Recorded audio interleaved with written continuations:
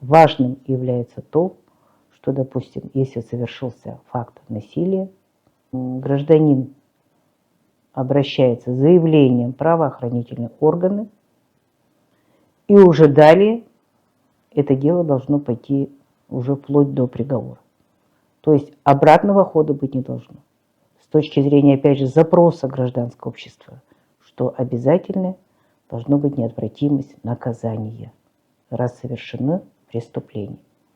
А сейчас получается такая ситуация, что человек совершил преступление фактически, потом не дают ход, разными путями влияют на жертву, или через, в кавычках, милосердие, или угрозами, и заставляют забрать заявление.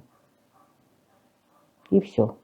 И уже потом возникают факты, когда мы знаем, тоже из открытых источников, было совершено насилие, а потом, к сожалению, уже в последующем бывают отдельные случаи, когда уже жертва, потом она уже практически уходит из этой жизни.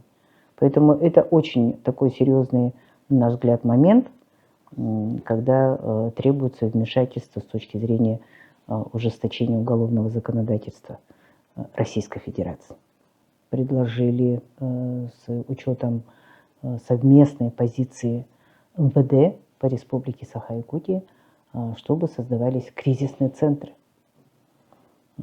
через грантовую поддержку. Мы знаем, что у нас их немного, их буквально единицы. Это в городе Якутске, это в селе Намцы. Хотя мы знаем, что есть разветвленная сеть кризисных центров, которые помогают жертвам домашнего насилия и в крупных городах, и в других субъектах Российской Федерации. Почему нельзя хотя бы вот нам тиражировать эти положительные практики? В Якутии с начала года совершено 71 убийство с покушением. Каждое второе преступление совершено в нетрезвом состоянии, каждое шестое в сфере семейно-бытовых отношений. В случае бытового насилия важно знать, что помощь всегда рядом. Обращайтесь к вашему участковому по месту жительства через официальный сайт МВД России.